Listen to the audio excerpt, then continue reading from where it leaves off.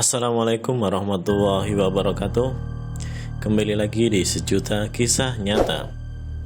Pada video kali ini kita akan bercerita kisah nyata tentang wanita bisa keluar masuk alam gaib, orang bunian dengan bebas, bahkan punya keluarga angkat. Pernah mendengar tentang kisah orang bunian? Konon orang bunian dikaitkan dengan kejadian orang hilang di hutan. Orang bunian adalah sejenis makhluk halus yang dipercaya oleh masyarakat Minangkabau dan Melayu di Sumatera, Kalimantan, serta Malaysia Barat. Banyak kejadian menyebutkan perlu waktu berhari-hari sebelum korban yang hilang ditemukan kembali. Orang bunian adalah sejenis makhluk halus yang dipercaya oleh masyarakat Minangkabau dan Melayu di Sumatera.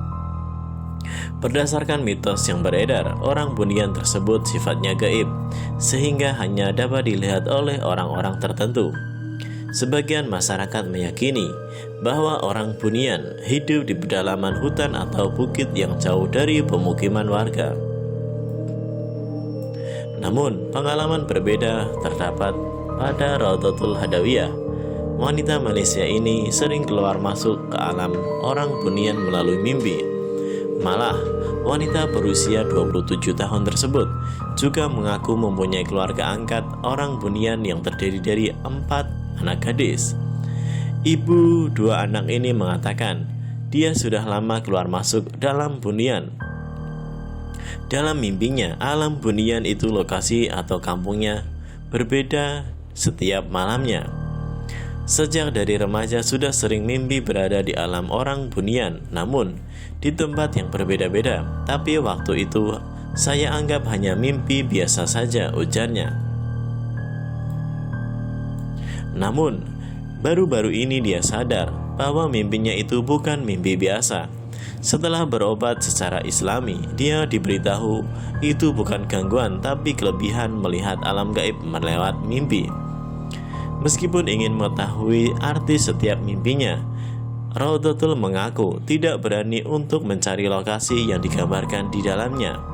Menurut Raudatul, orang-orang yang ditemui dalam mimpinya juga tidak pernah sama.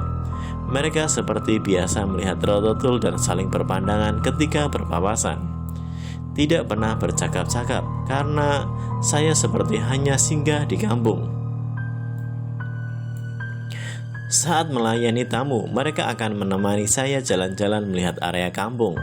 Tidak pernah nampak muka, cuma bentuk orang, ungkapnya. Kata Raudatul, kampung orang bunian yang didatanginya lewat mimpi itu kelihatan suram dan gelap serta berkabut. Rumah mereka semuanya terbuat dari kayu seperti orang-orang di zaman dahulu. Ceritanya sambil menggambarkan semua orang yang dilihat dalam mimpi memakai songket yang indah. Selain sering mengalami mimpi tinggal bersama orang bunian, Raudatul juga dapat merasakan kehadiran benda gaib di alam nyata. Pun begitu, yang dilihat Raudatul hanyalah bayangan hitam semata. Saya tidak lihat rupa mereka betul-betul.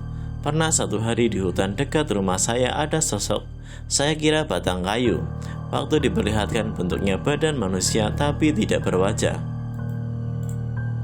Waktu itu sosok tersebut tengah duduk dan ingin ambil sesuatu seolah-olah benda itu keluar dari daerahnya.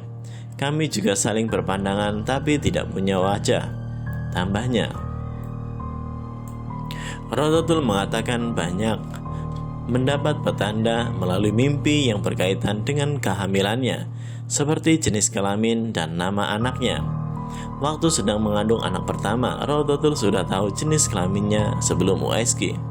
Nama anak pertamanya juga dari mimpi. Waktu itu saya mimpi seperti dekat laut, airnya jernih dan ada batu. Saya kemudian bertemu seorang menyerupai keponakan. Dialah yang kasih nama anak pertama saya. Ketika air laut tiba-tiba naik, dia juga yang selamatkan saya, ujarnya. Begitu pula ketika mengandung anak kedua, Raudatul bermimpi akan hamil anak perempuan dan anak itu akan aktif dan cerdas. Setelah mendapatkan pengobatan dari beberapa ustadz, Apa yang dialami Raudatul bukan gangguan, tapi warisan dari keluarga ayahnya. Namun, warisan unik bisa masuk alam orang bunian itu bukan sesuatu yang buruk dan tidak akan sembuh meskipun berobat. Bahkan, berkat kelebihan yang ia miliki tersebut, Raudatul bisa mengamalkan ilmu pengobatan tradisionalnya. Namun, saya masih tidak yakin untuk melakukannya. Ustadz hanya pesan supaya saya berhati-hati karena khawatir pingsan selama dalam mimpi, pungkasnya. Jangan lupa like, share, komen, dan subscribe.